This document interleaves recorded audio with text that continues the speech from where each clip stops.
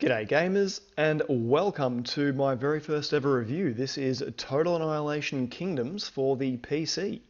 Not really sure what I want my gaming channel to be yet, just anything to do with gaming, I guess. I was playing this just the other day. I decided I was going to delete it because it was really disappointing. Spoiler alert, the review isn't great. And I thought I'm just going to make a review on this to warn others because I looked on the internet for a review. I couldn't find anything substantial, so I'm going to try and fill that gap, one of the very few gaps that exists for games on the internet, and give my 2 cents on this. I'm not going to call it a travesty, but it wasn't a great game, especially following Total Annihilation 1, which I will be referencing quite heavily in this review. Now, Kingdoms came out in June of 1999, which was when I first played it. Released by GT Interactive. I think that started as Atari, then got bought out, became Atari again. They're known as Atari now. And Cave Dog Entertainment developed the game. They sadly went under after this game ended up bombing, which is pretty surprising considering Total Annihilation was an absolute success. And this game had the same composer, it had the same producer, and it had, I'm going to butcher this name, Clayton Korslerik, who was one of the lead artists in Total Annihilation, but he wasn't the lead designer. That was Chris Taylor. Chris Taylor designed Total Annihilation. He had nothing to do with this game. He then went on to absolutely knock it out of the park once again with Supreme Commander. Now, as stated before, I will be making a lot of comparisons to Total Annihilation because at the time, this game felt the same, it looked very similar, it employed a lot of the same gameplay mechanics, and it was close enough to it to be considered a sequel. So, I will be making lots of comparisons, and I've only played the single-player game. Not the multiplayer, and not the one-on-one versus computer, but the story mode. Now, the gameplay itself, it's okay. It's absolutely not Total Annihilation, but it's probably the best feature it has. The soundtrack's good, it's not great, it's definitely not Total Annihilation. Total Annihilation, it would change the soundtrack as soon as you got into combat, and it just was reminiscent of almost Star Trek with the epic scope that it just brought you into. It felt like you were actually conducting an epic space battle between robots, which is, funnily enough, what was happening on the screen. The gameplay itself, it's a bit clunky. I'll get into that a bit later. No, I'll get into it now. The gameplay itself, it handles a lot like Total Annihilation, but it's clunky in the sense that fire drakes, for example, you'll see here they attack once, then they kind of just sit there and they sort of pause and face back toward the ship while they're getting shot, then circle around and finally shoot again. This becomes really bad when you're attacking large groups of enemies that can shoot into the air and guard towers, because you'll just get decimated after you let off one attack. And this problem isn't limited to fire drakes. The other problem is not being able to pick which race you actually want. When you play the story mode itself, you're greeted with one of four races. You've got these aquatic, I guess, Greek-type ancient warriors. You've got these beast-like people with the lightning and the wooden shield there. You've got these guys, I think they're meant to be undead. They could be hellfire, demonic combination. It's never really explained. And you've got these guys who are pretty much humans, I guess. It's, once again, not really explained. It's going to segue us nicely into the negatives. You basically pick a campaign, or the campaign. You get given a race. You get given the mission briefing where it tells you what's happening with this, nice little painting and this little bit of a story, but none of that story ever actually follows on from each other. You start out and you're playing as these human guys and it looks like you're getting attacked by an undead invasion, which is pretty cool, we're getting attacked by the undead, cool, let's finish the undead off.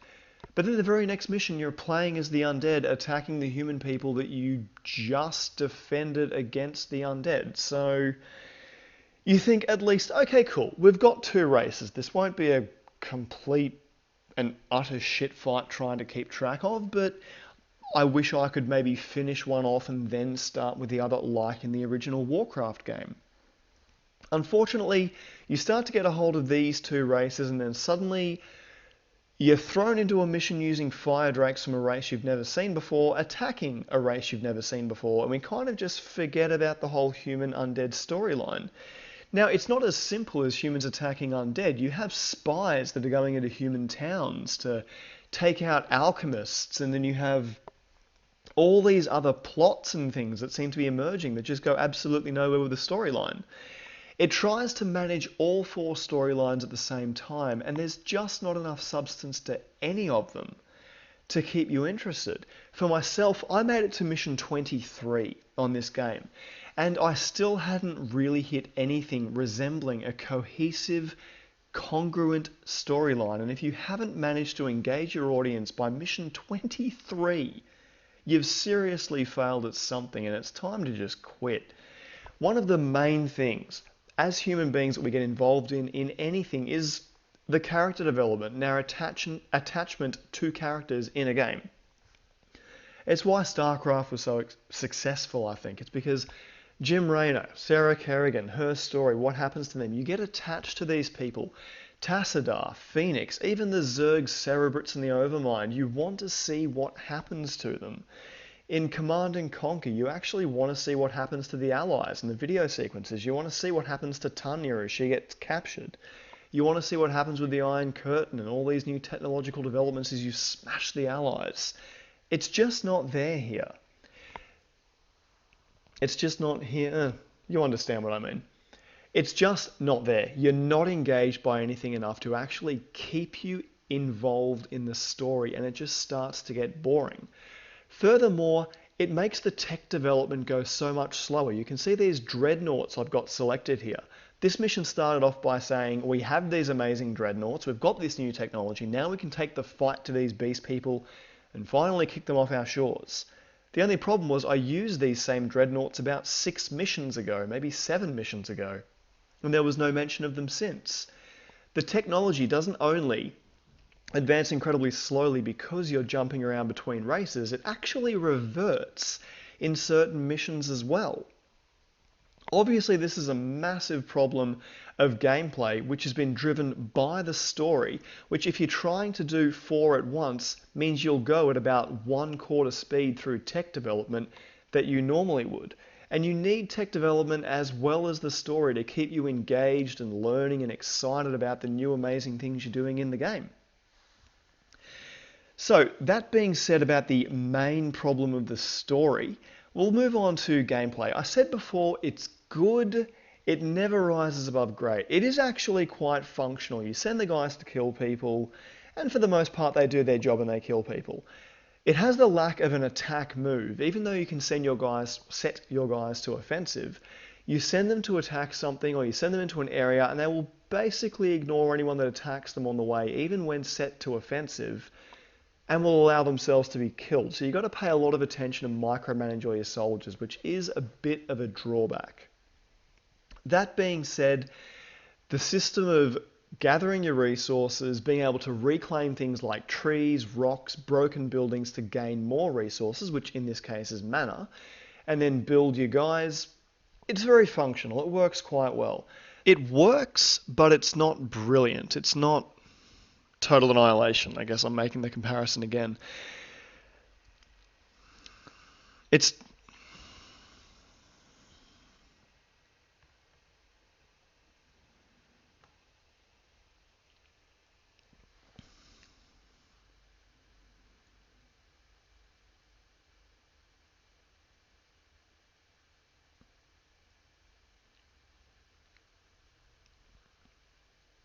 It works. It's not brilliant, it's not total annihilation. A lot of the units do feel clunky. You've got a lot of problems like there's a basilisk that these guys can make and they turn guys to stone, which is cool, but it affects the AI of the enemy so that if there's a couple of their guys that are turned to stone blocking their path, the rest of them kind of just sit there and you can kill them and they don't try and make an extra attack. You do have cool things like flying commanders like this guy here, but it just isn't enough of an advancement to make up for all the things that it lacks. We have a cool flying commander, but this is one of the few missions where you actually have a commander. Now, one of the coolest things about Total Annihilation was this commander with his amazing disintegration gun that consumed one of your resources that just one-shot anything in the game. This mission, you might just get one of your regular old builders who then has to construct other builders, and you got no advantage by having this constructor guy that basically builds things faster than anyone else and is your one constant you have for the entire game. So moving on from that, it sort of makes the game feel boring. One other thing I'll mention as well is the one resource. You only have mana. Back in the other game, you had energy, you had metal. Maybe it's a bit of a nitpicky point, but having to manage two resources, it's just one of those challenges you want for a real-time strategy game. And as I said, it does make it feel more boring. It can still be fun. It's like an arcade machine. It's a whole lot of fun, but you won't really play it for more than maybe an hour at a time. And this game, you have missions that go for multiple hours sometimes, depending on how thoroughly you want to do them. At least 30 minutes at the absolute minimum. So for a strategy game, you really don't want it to go for such a short time. That being said, of course, with a strategy game, you don't want it to get boring so quickly. Now, moving on back to the soundtrack, we've had to talk about the music. There isn't really much going on with the music, but there is some cool audio effects. Now, with these guys, the Undead, they've got these, I guess they're Death Knights or Dark Knights. They have a really cool way of speaking that, well, I thought it was awesome when I first played it. It's actually one of the things that drew me back to want to play it again. It sounds just as cool. Back in Total Annihilation, you're just dealing with robots, and so they just squeaked and beeped at you, but that is one thing it does a little bit better, but there's just not enough of it. Looking at the visuals, this game was made 2 years later. It was made using the same engine as Total Annihilation, but there doesn't seem to have been enough of an upgrade to the sprites, to the landscapes, to really justify 2 years in the making past a game that was already looking really good for its time. This came out in 1999, and with everything else that was coming out, it kind of looked a bit lackluster and a bit crap.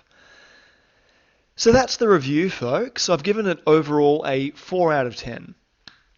For the story, it got 3. For the visuals, it got 5. The sound, it got 6. The gameplay, it got 6. May have been a bit generous with some of those marks as well. And engagement replayability, it only got 5. So I wouldn't recommend it. I'd say spend your money on something like Stronghold or Civilization. I found this for about $1.50 on GOG, and it seemed worth it at the time. And look, for $1.50, it is probably worth your while just to give it a bit of a crack if you're still keen. I wouldn't recommend it personally, but I'm not you, and that's why you listen to reviews. So thanks for watching this one. Hope to talk to you again in the future. Take it easy.